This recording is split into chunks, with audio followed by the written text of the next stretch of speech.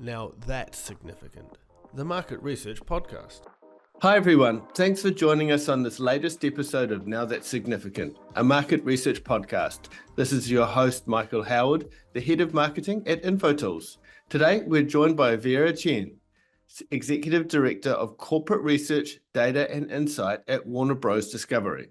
Vera is a research leader with 20 plus years experience in insights, analytics, CX and UX, spanning entertainment, media, gaming, technology, and consumer products.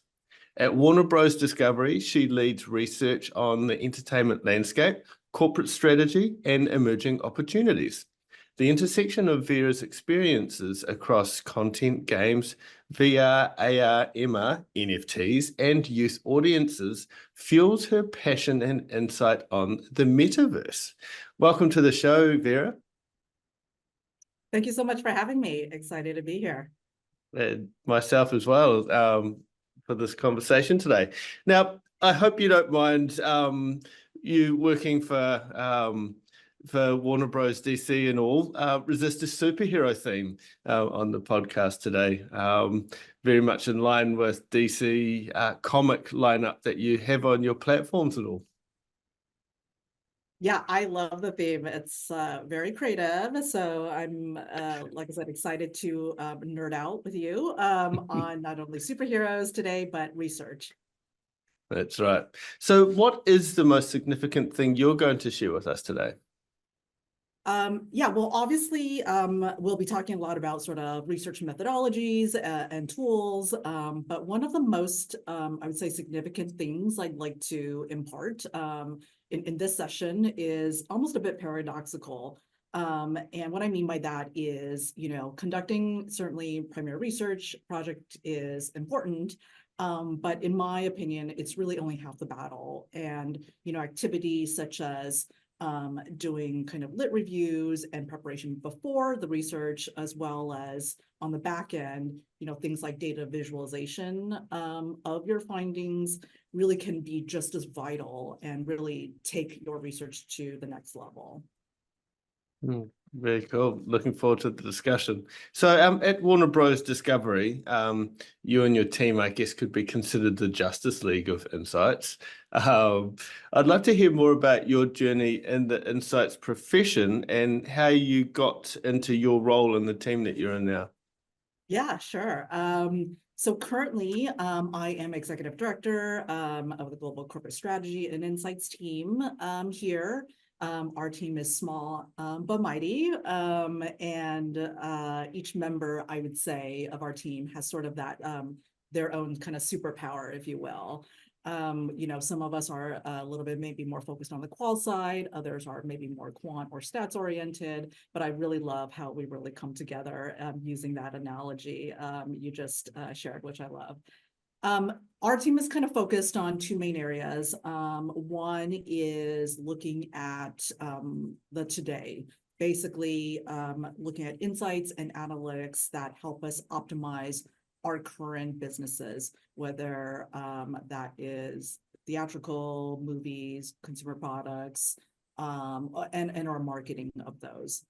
This really could take the shape of things like researching consumer share of time or share of wallet, or even looking at, the consumer journey of how they go from wanting to watch something to when they finally pick the show to watch and sit down to watch it. So that's sort of the today. I would say the even more fun part for me is looking at the tomorrow. Which is focusing on kind of insights and analytics to identify growth opportunities. It could be things like, deep diving into emerging social media platforms, or, like we were talking about earlier, understanding sort of the metaverse landscape and consumers' needs around with it. It really just kind of depends on where we think there are strong opportunities for Warner Bros. Discovery in the future. So that's my current role. Before this, I was at Microsoft, where I led audience insights for the Xbox brand, accessories, Minecraft, among a few others. I also had the fortune of working on Xbox gaming services, Xbox Live, Game Pass, things like that, and even HoloLens are mixed reality headsets. And so really in those capacities, driving kind of end-to-end research, throughout the entire kind of product development cycle. And then even before that, I cut my research teeth, I like to say, at Mattel, the toy company. I was really grateful for starting my career there because I really got the opportunity to first learn about so many of the traditional kind of research approaches and techniques. But we really got a chance to play around, if you will, and experiment, excuse me, with really many other approaches and techniques that were more developmentally appropriate for younger kind of kids, basically. So that, in a nutshell, is kind of my career journey so far. Nice. And just for the audience's, I guess, benefit, can you give us a snapshot of the types of titles and genres? So we mentioned DC Comics, so superheroes. What else is there in the Warner Bros. Discovery lineup or offering that some might not be aware of? Oh my gosh, there's so many. We have, wow, Friends, we have Big Bang Theory, so many TV shows. Ted Lasso is actually produced by Warner Brothers TV. So I many. love that show, by the way. That I'm a football or a soccer player. It's awesome. Of course, everything under HBO, that is also part of our company. Game of Thrones, House of Dragons, Succession. So many good shows. I couldn't even, we'd be here all day. And then many things under animation, Looney Tunes, oh gosh, so many. We really do sit on a treasure trove of so many brands and IP. And parts of our company, the Warner Brothers part of it specifically, is over, this year is the 100-year anniversary. So you can imagine, not only more contemporary titles, but really a really deep library that goes back essentially 100 years, to black and white movies and the original founders of the, at least Warner Brothers side of the business. So it really does make me, every time I go to a walk on the lot where we see the water tower, which is a real thing. It really does give me chills, and to think that, when we are part of entertainment history, just simply walking on the lot. So that's one thing I really love. Oh, cool. Thanks for sharing. So you have quite a large number of teams at the company working on insights. Can you give us a breakdown how the insights function is structured at Warner Bros. Discovery? Sure. Yes, we do have lots of different insights and analytics teams spread across Warner Bros. Discovery. And the way I kind of break it down in my mind, at least, is we have some teams more focused on depth, and then other teams more focused on breadth of subject matter. So the depth ones, research teams would be ones really dedicated to, for example, motion pictures, i.e. film. There's another team focused around TV shows. There's another team focused on networks. So things like the Discovery channels, HGTV, things like that. And then we have also, of course, Max and Discovery Plus are streaming services. So there's a team dedicated to that. And then we have another team dedicated to consumer products. So they're the ones making Batman t-shirts, for example, and other products with our brands on them. And we also have a games research team, if you will. So those are all groups that are focused on really understanding the consumers for those different kind of areas. A team like mine, as you might imagine already, is more around the breadth. And so we cover multiple different areas that could touch on many of these different areas of depth and or brands or IP, but in a kind of like a more overriding kind of way. So there's us, there's a team involved in researching just franchises. So there's like, for example, a Harry Potter team, a DC kind of research, team as well. And so, of course, for example, like DC, there's many different ways in which DC shows up for us, or we create content around. There's obviously TV shows, there's the movies, there's the consumer products, there's games, and so these researchers will be overseeing a lot of it, oftentimes in conjunction with the other teams. There's also a sales and distribution team that really helps to understand kind of what the value of our different titles are, so that when we perhaps sell a title like Friends to a certain channel or station, they're the ones focused around that. And then we also have a group around ad sales, so selling advertising, of course, which is really important for us, to advertisers around our TV shows and movies sometimes. So you can see a lot of depth teams and a couple of breadth teams. Of course, we often collaborate across all of these teams, to kind of share insights where it's relevant. And then, of course, beyond just kind of the researchers, sort of more traditional kind of market researchers, if you will, we also have teams a little bit more focused around analytics, like data sciences, and UX researchers as well. And so we'll, again, collaborate on an as-needed basis, depending on the business questions involved. So I guess much like Batman relies on his utility belt, what tools and technologies do you rely on to gather consumer feedback or insights data and then turn it into actionable insights for your team? Yeah, great question. We probably use almost every single one. And of course, it depends on business questions and the objectives that we're looking for.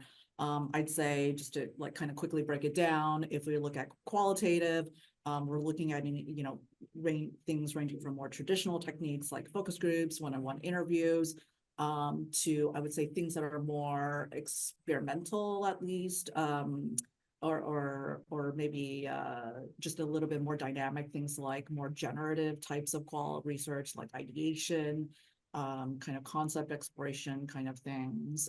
So that would be like kind of an overview of qual. Quant, of course, we do also a ton of things like surveys, focus groups. I would say one of the things there that I'm particularly a fan of when it comes to quant is really techniques more around behavioral or quasi-behavioral kind of derived kind of approaches. So things like discrete choice, conjoint max diff, simulate shopping, those kind of areas in quant. And then, of course, we have a gray area that straddles both qual and quant. Things that we would use are like online communities. Biometrics is another area that I lump in that qual quant kind of area. And then, yes, analytics. We do a healthy amount of analysis since, more than ever in I would say, history of kind of what we do. There's access to more and more data, especially if we're thinking of kind of platforms and resources that we own internally, like Max and Discovery Plus. So obviously a lot of first-party data that we can mine. And then also definitely looking at third-party data sources too. So for us in the US, it would be Nielsen is obviously a really big one. And then I can't forget, of course, social listening, kind of in the analytics realm, where we are regularly looking at that as a resource to find out about kind of perceptions and themes of what people are talking about on social media. Yeah, I mean, I'm just thinking about myself. Historically, like I used to sit down and watch a movie and just start to finish in one sitting. But now more than happy to watch it in like one, maybe even two two goes, and interesting just to see that kind of behavior come through and what it means, because sometimes it may be seen as incomplete by some, but no, it's just I will get to it. I'll just need to come back to it when I'm ready. Yeah, and that's a great example of the types of data and the signals that we in either research or data sciences now have access to. You know, we can look at your record of what you did for that movie and, you know, either follow it up with some questions or look at other people that are exhibiting that same behavior, and try to make some inferences around why we think that's happening. So, you know, this actually just led me to, what you just said led me to an interesting, I remember an interesting kind of stat that, I don't know which streaming service used, but for horror movies, for example, it was actually kind of a good thing if people didn't necessarily finish the movie, or if they watched most of it, but didn't necessarily go to the end, because their inference of that behavior was that it was so scary, because it's a horror movie, that people couldn't finish it because it was so scary to that point. So in that rare occasion, that was actually a really positive thing for that title, for those kind of titles, I guess. And that was the interpretation of that kind of behavior. Right. Or it wasn't scary enough. Okay, maybe that's true. That's true. That's a possibility. Yep. Yes. So do you have different tools or methodologies across geographies or departments, or processes, I guess, you put in place to ensure learnings and knowledge from one team, one like breadth or depth, can be applied and built upon from another?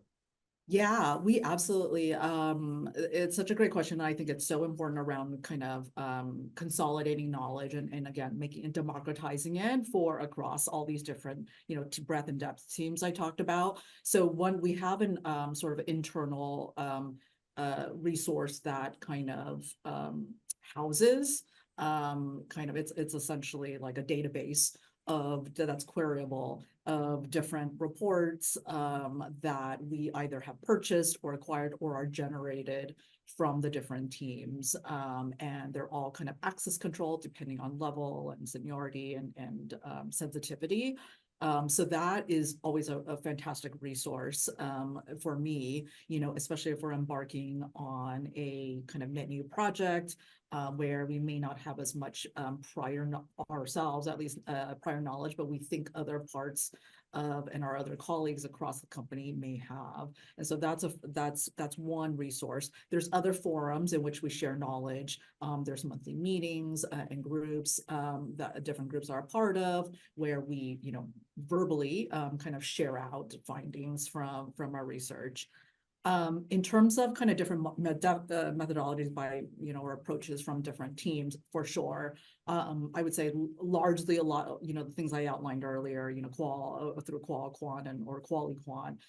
Many of the teams also, excuse me, use, of course. But certain teams will lean in a little bit more into certain techniques. So for example, the theatrical research team, they may do things like exit interviews, or maybe when they're testing trailers, they might use a more physiological kind of technique and tool to test people's response to a trailer. Of course, we already talked about this. For Max research teams, they lean heavily into, you know, first party data around what users are actually doing on the service, what are they watching, where are they starting and stopping, maybe things like that. And then I would say our team, maybe a little bit more so compared to some of the other teams, we lean in pretty heavily into kind of third-party sources, syndicated data, because again, a lot of what our purview is a little bit more macro and strategic. And so really looking and triangulating through a variety of different sources and then leveraging primary research when needed to, you know, plug in the gaps or, you know, address questions that we don't really have a good understanding of. Right, God, sounds really fascinating. So you started out the show talking about, I guess, in generic or inference, consumer-centric insight programs. So how do you ensure the voice of everyday superheroes, I guess your viewers, to have a real impact on the content that you're creating?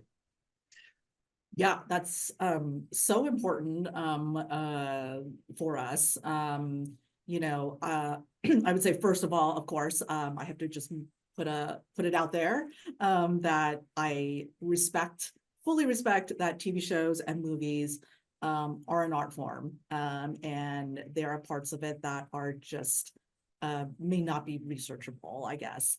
That being said, I do think there can be a science to the art. Where if we study, at least in general, what different viewers are watching and why, we really can help improve the chances of success and mitigate kind of risks, whether it's about the content or perhaps how it's marketed. And so for that, kind of our team, we lean into a little bit more kind of foundational research, front end type of research where we are trying to support these different teams through kind of identifying, for example, universal entertainment needs, of which we've identified kind of 8 general needs people have for entertainment. So that's one example. Another example is we recently finished a study where we strive to kind of optimize TV shows and movies for younger generations and identifying what are some of those key characteristics for that. And then, as you said, once all this kind of research is done, it's really, really critical for us to kind of take those insights and bring them to life, in as kind of persuasive manner as possible. Because ultimately what we want to do at the end of the day is have our stakeholders take some action from these learnings and from these insights that, that we come up with. So consumer behavior, it is changing faster than you can say Shazam, especially in the entertainment space. What are some of the surprising new dimensions in viewer behavior that you've discovered or your team has? Oh, that's a good one. Well, I'll speak to something I can't speak to something we're fresh things we're doing necessarily. So I'll speak to something that is still showing up and still very, very relevant. It comes from a fun study that we did a few years ago where we uncovered sort of the hacks and sort of, at least at that time, emerging behaviors around kind of streaming, like streaming Netflix or Max or other services.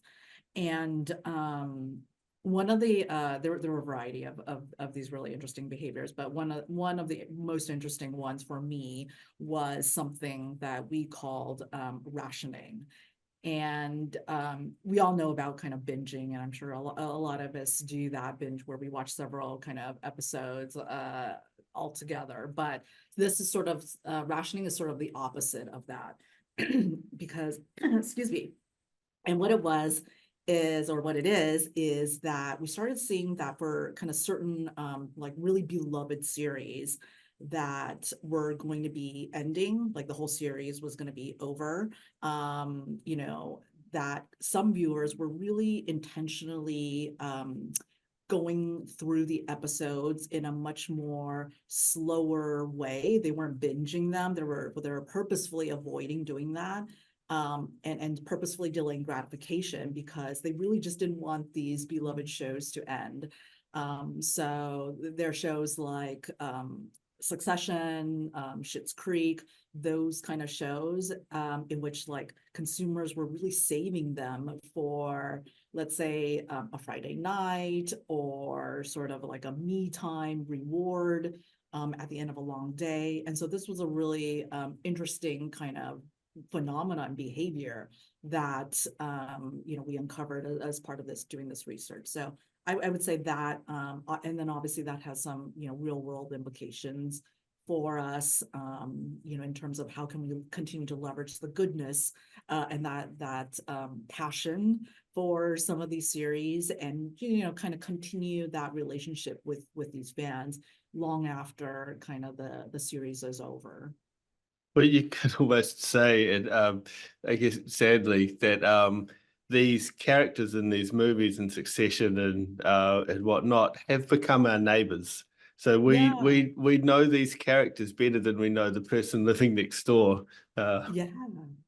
Yeah, absolutely. And so I think it was just it was a nice kind of counterpoint to, yes, people still binge, of course, but there are these just really special shows that, and we saw a lot of this, especially during the pandemic, too, because, people were stuck at home, times were tough. Things like Schitt's Creek and maybe others that are a little more lighthearted really helped people, and they just didn't want it to end. I certainly can relate, because that's when I started watching Schitt's Creek, was during the pandemic, and it really kind of it really resonated with me.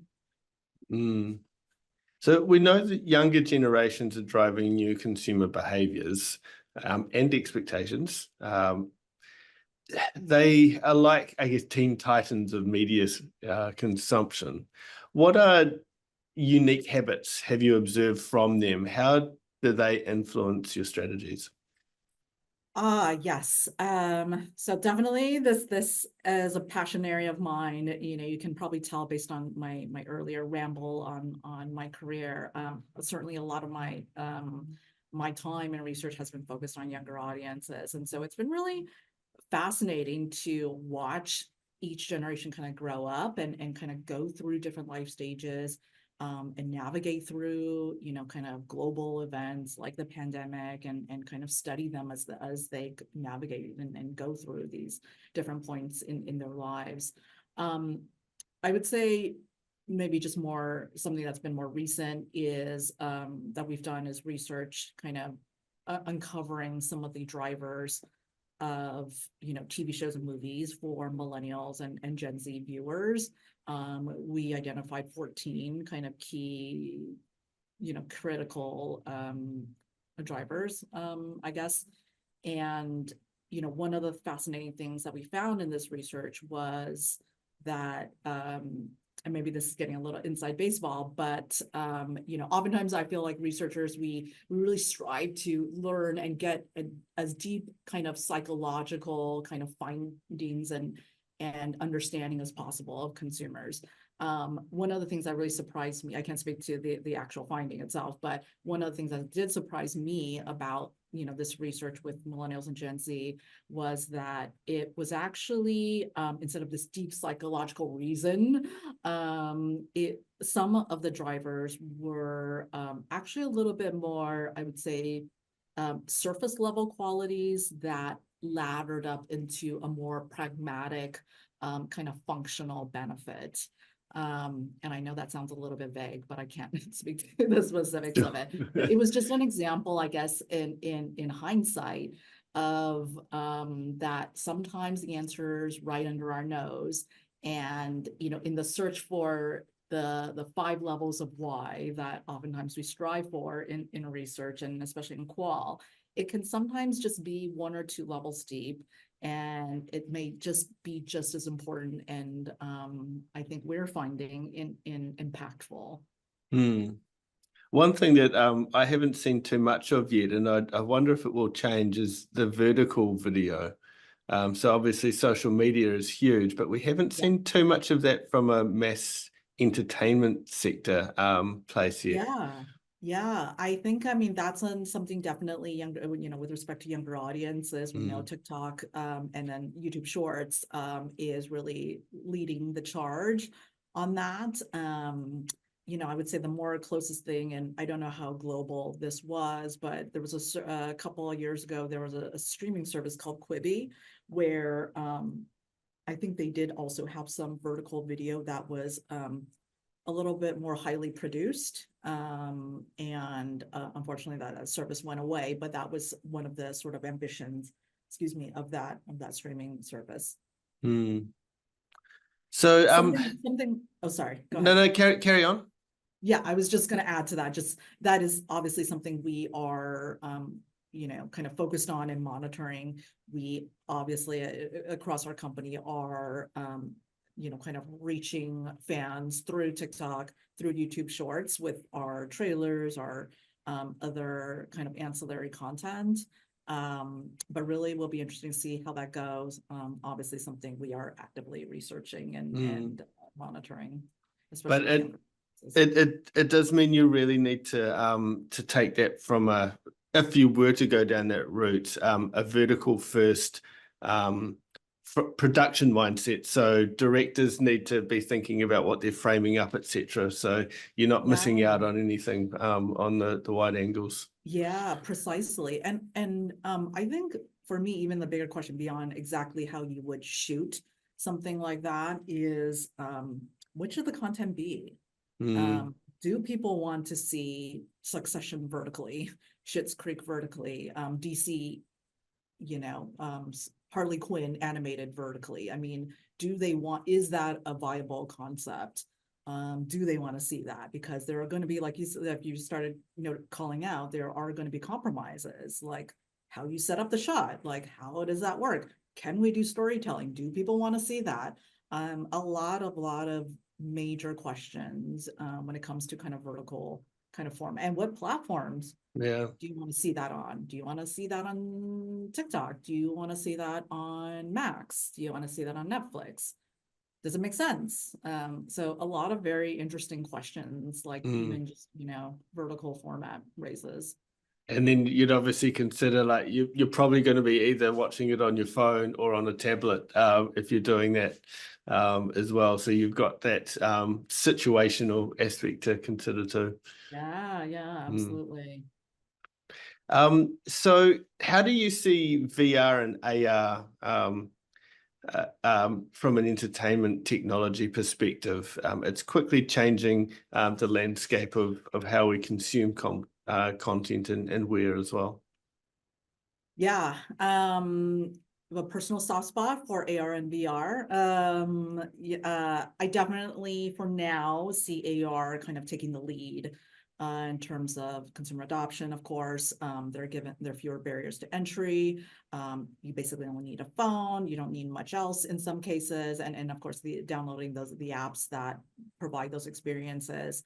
And for now, they're the ones kind of AR is experiences are the ones that are, for the more compelling, I would say, at a broad scale. So of course the Pokemon Go's of the world, IKEA trying on furniture in your house, virtual measuring tapes, things like that are a little bit more functional. I would say when it comes to that, our teams internally have looked at that. A few years ago, our WB Games team launched a Harry Potter AR game called Wizards Unite. That was quite fun. So yeah, something we're always looking at, whether it's through an actual content or experience, or a way to help kind of market and promote or engage with fans of our various brands, like maybe Harry Potter or Game of Thrones. VR, on the other hand, it's been ups and downs, probably, going through various hype cycles, just honestly not even, in the last couple of decades, I would say. Right now, for me, it feels like it's, the hype has obviously died down a bit since a few years ago, and it's now starting to slowly kind of grow and incrementally, I would say, as each kind of newer device comes on the market. It'll be interesting to see what the Apple's commercial, more consumer headset will be whenever it is released, because obviously they are such a powerhouse in terms of hardware. The experience side, obviously, then, because VR is a bit more chicken and egg than AR is, or at least because the headset is quite expensive and is a net new device for most people. And so there are kind of fewer just experiences that are available that are really have more broad and mass kind of scale. And so headset, fewer headsets means that fewer companies and studios are going to invest in experiences. Fewer experiences means that fewer, consumers going to buy the expensive headset, and it's unfortunately kind of in that chicken and egg cycle. For us, what we've been doing in terms of VR, have largely been in the more commercial application side, a little bit less direct to consumer.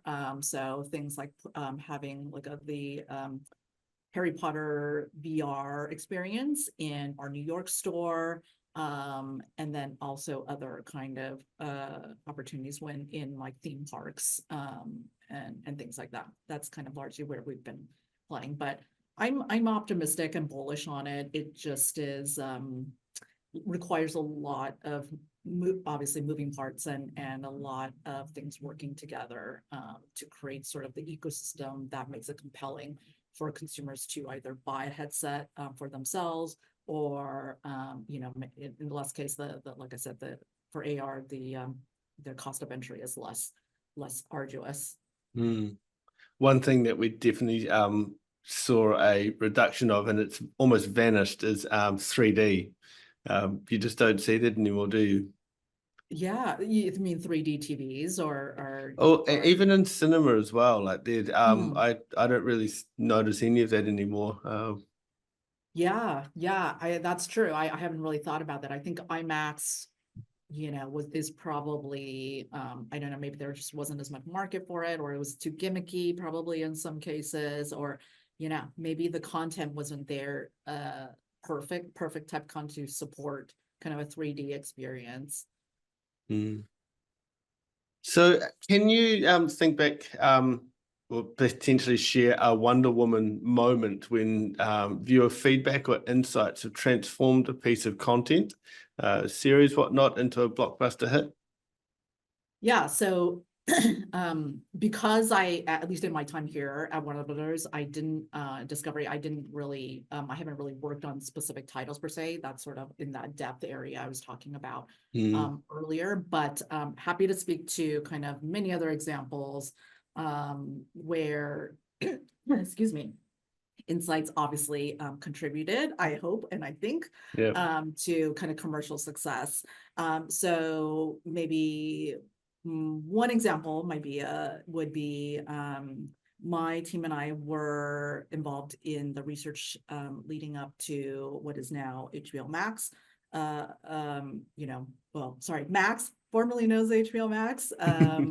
Which we did a lot of research leading up to it to kind of understand how it should be named, positioned, how should we talk about it, the types of content, and of course the early beginnings of the service itself. And of course, since then, proud to say that the service, across Max and HBO combined has now over 100 million members. So that's obviously something that my team and I contributed to, especially also on the global expansion of the service across Latin America. We were heavily involved in the planning and the research to kind of optimize it for Latin American markets. So really, really proud of that. At Xbox, I'll talk about Minecraft. I obviously led audience insights for it. I was the first research lead for that game, which most recently celebrated its 15th year anniversary, which is a bit of a rarity in, I would say, game title history. So also kind of proud to be a part of that and have part of that journey. And then I'll use a way back example that is actually related to a title or piece of content. I did have the fortune of working on an animated show at my time at Mattel for Hot Wheels. Nobody knows about it. It was that long ago also, called Battle Force 5. And it was such a great experience for me and my team. We were heavily involved. We were sitting there oftentimes with the writers, kind of talking about, insights around Hot Wheels consumers, boys, kids that were fans of it, and trying to imbue those qualities into the show. And again, really fun kind of experience. And the show ended up being first. Exciting point about it was that I think some of the characters ended up being in the show ended up being based around those of us that were working on it. So there's some similarities. And then the real practical kind of accomplishment was that it ended up being nominated for, at least in the US, a daytime Emmy. So another cool thing, I think, where our research led to a content that ended up being nominated for awards. So Awesome. a couple of fun experiences, I guess. Nice. So I take it you can neither confirm or deny whether or not there is a character that resembles yourself in that show. It was almost like a one-to-one for almost every single person. So that's why I had a minor character. So that was the only thing I'll quibble about. Awesome. So what Capes Crusaders are waiting in the wings to improve the way we uncover consumer insights? Many of our guests say AI is one of those. Do you agree? What's the future of the insight sector looking like? Okay, unfortunately, I have to be boring and agree with other guests and say AI. And hopefully my answer will be not just general AI. I think there's so many areas. I'm personally really excited for. My mindset is not one of it's going to take my job or anything like that. I'm all for it in a couple of different ways. First, on sort of at least within research, the consumer respondent facing kind of side, being able to ask questions or through platforms or tools to show stimuli for concepts in a much more natural and adaptive way. So one example might be, we used to have to go through, like for example, for a conjoint study, certainly adaptive conjoint is not anything new, but imagining what AI could do to really turbocharge techniques and tools like that, to really get to the answer faster, quicker, in a much more predictive and rigorous way. Those are the kind of things I'm really excited about. And then on the qual side too, being able to ask probing questions, that the Gen AI platform will already intuitively, or not intuitively, will know through what you've kind of guided it to do. There's already tools that are in early stages of doing things like that. On the sort of back-end researcher side, also really excited, about hopefully the opportunity in the near future to kind of query data sets, create data viz, using more natural language versus typing in commands in R or coding through SQL or what have you. Really allowing these things to be more accessible to more, non-researchers, to early stage researchers. I really think that that's going to be such a huge benefit, and something that will raise kind of all boats to kind of better insights, faster insights. Those are the kind of things I'm excited about and looking forward to. Yes, that's kind of touching on, I guess, what you might say, or you might even leave it at that. So final words before we close. I think that's a great question to end on. Thinking about the future and the future of a field like minds around research.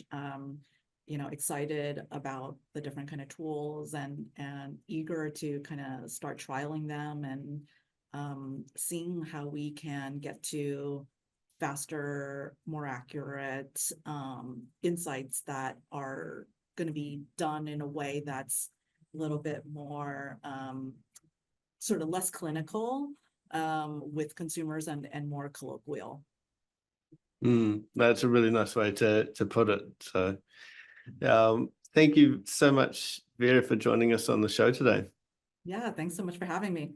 No, I've really enjoyed the discussion and looking forward to, as we were talking off air as well, to seeing the new upcoming Joker film that's coming up. It's been really fascinating just to see the exploration of all of the different universes under the Warner Bros. Discovery umbrella. So thank you. Thank you. And thank you also to those who have listened in today. If you have liked what you've heard, feel free to share the podcast, our discussion with others. You could subscribe to the podcast or even leave a review as well. We'd be very grateful for any of those. Until next time, thank you for listening to Now That's Significant.